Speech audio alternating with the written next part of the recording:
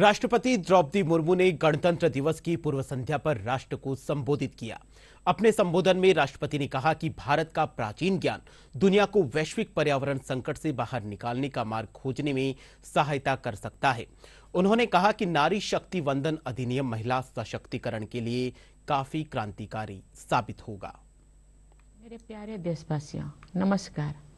75वें गणतंत्र दिवस की पूर्व संध्या पर मैं आप सभी को हार्दिक शुभकामनाएं देती हूँ। जब मैं पीछे मुड़कर ये देखती हूँ कि विपरीत परिस्थितियों के बावजूद हमने कितने लंबे यात्रा की है, तो मेरा हृदय गर्व से भर जाता है। हमारे गणतंत्र का 75वां वर्ष कई अर्थों में देश की यात्रा में एक ऐतिहासिक पड़ाव है।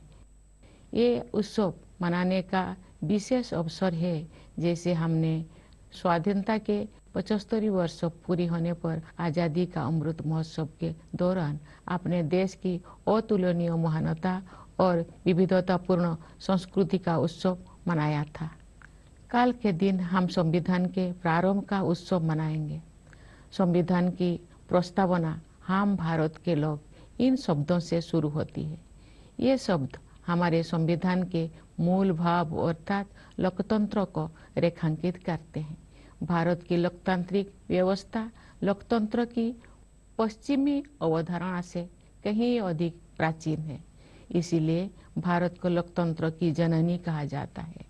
एक लंबे और कठिन संघर्ष के बाद 15 अगस्त 1947 को हमारा देश विदेशी शासन से मुक्त हो गया, लेकिन उस समय भी देश में सुशासन तथा देशवासियों में निहित क्षमताओं और प्रतिभाओं को उन्मुक्त विस्तार देने के लिए उपयुक्त मूलभूत सिद्धांतों और प्रक्रियाओं को स्वरूप प्रदान करने का कार्य चल ही रहा था। संविधान सभा ने सुशासन के सभी पहलुओं पर लगभग 3 वर्षों तक विस्तृत चर्चा की और हमारे राष्ट्र के महान आधारभूत ग्रंथ यानी भारत के संविधान की रचना की।